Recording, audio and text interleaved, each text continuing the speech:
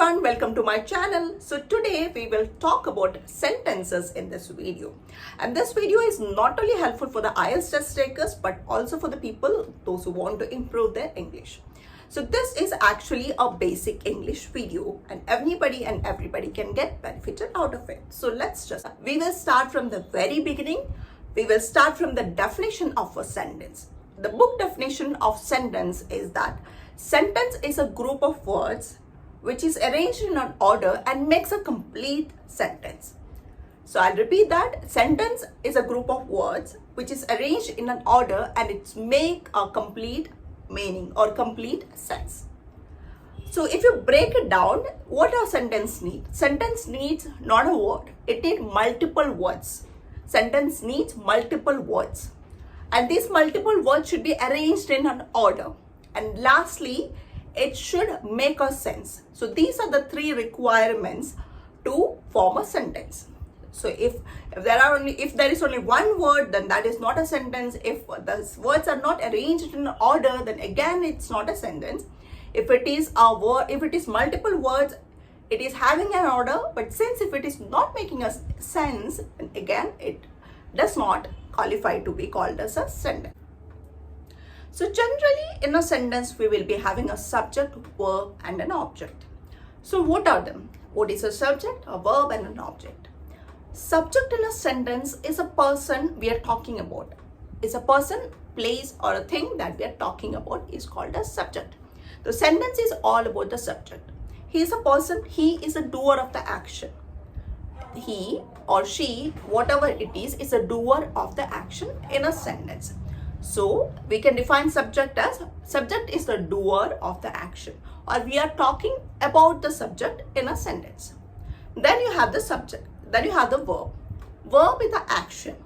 Verb is the action performed by the subject. So verb is the action performed by the subject. One more thing we have is the object. Object gets the result of the action performed by the subject. So we have three constituents generally in a sentence, which is called a subject. Subject is, we are talking about subject in the sentence. Verb is the action and object gets a result of an action. And here the subject and verb are the basic constituent of a sentence.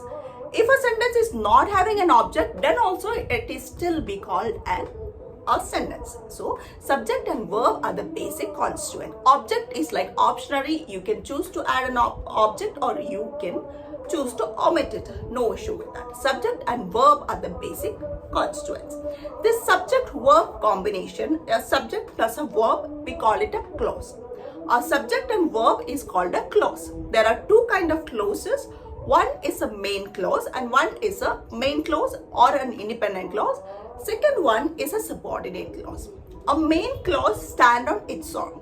So if you're stating a main clause in a sentence, that is complete. You don't need any other sentences or any other part to substantiate that. Meanwhile, a subordinate clause cannot stand on its own. You cannot get a complete meaning if you're just reading the subordinate clause. So a subject and verb combination is called a clause. Clause are of two types, main clause and subordinate clause.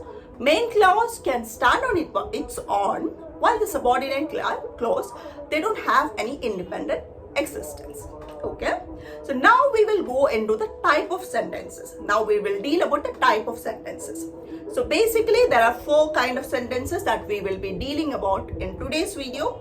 First is a simple sentence, second is the compound sentences, third is a complex, and the fourth one is complex compound sentence. So the first one is simple sentences. We have already seen to make a sentences, words should be arranged in a particular order. So what is this order?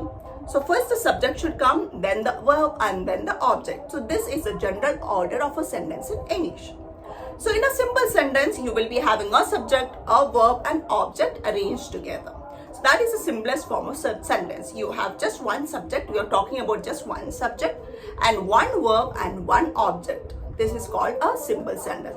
As we have already seen, you can either add an object or you can omit it. There is no issue over there. So an example for a simple sentence is like he ran. He ran fast. So the second one is compound sentence. In compound sentence, what you can see is like two main clauses joined together by a conjunction. As we have already seen, main clauses are a subject-verb combinations which can stand on itself. That means which have an independent meaning. You don't need any other sentence part to substantiate that. So it is independent on its own. So here in compound sentences, you can see two of those sentences connected together by a conjunction. Conjunctions are words like and, or, etc. So that is a compound sentence. An example for it is like, I have a dog, his name is Fluffy. I have a dog, his name is Fluffy. I have a dog and his name is Fluffy. Both are like independent. I have a dog. Yes, that is giving me a complete sense. I have a dog. His name is Fluffy. Again, that is also giving me a complete sense. So that also is an individual sentence. So both are combined together by a conjunction and. So that makes it a compound sentences. So the third kind of sentence that we will be talking about today is like complex sentences. In complex sentences, instead of two main clause, you can see one main clause and a subordinate clause joined together by a subordinate conjunction. Okay. Subordinate conjunction is the thing that makes one subordinate to the other statement. Subordination is like, secondary. So this clause makes the other part of the sentence subordinate to the first part of the sentence. Okay. So in complex sentences, we have one main clause and one subordinate clause joined together by a subordinate conjunction. So an example for such a sentence will be, after I finish my work, I will go and visit my friends. After I finish my work, I will go and visit my friends. So after is a conjunction here. After I finish my work is a subordinate clause. I will go and meet my friend. I will go and meet my friends is an independent clause. It can stand on its own. Meanwhile, after finishing my work is a subordinate clause. It is not meaningful without the second part of the sentence. So that is a complex sentence. The final kind of sentence that we have is a compound complex sentences. Here you have an amalgamation of both complex as well as compound sentences.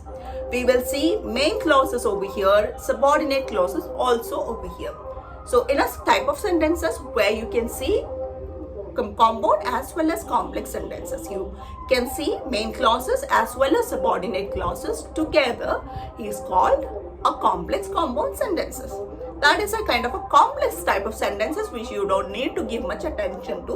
What is very important for you guys, especially for the IELTS writing, is your complex sentences. If we can master the art of writing complex sentences, it will go a long way in your essay writing. It can really fetch you good grades. So please be thorough with your complex sentences. Do a lot of exercises. I'm also making shorts regarding these sentences, so that will be very helpful for you guys. I will upload the shorts also, and also I will link a lot of exercises in the description.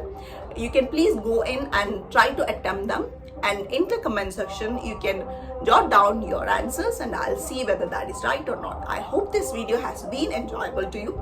So if this was helpful to you, please do like and share this video. That is all for you guys. Thank you. Bye.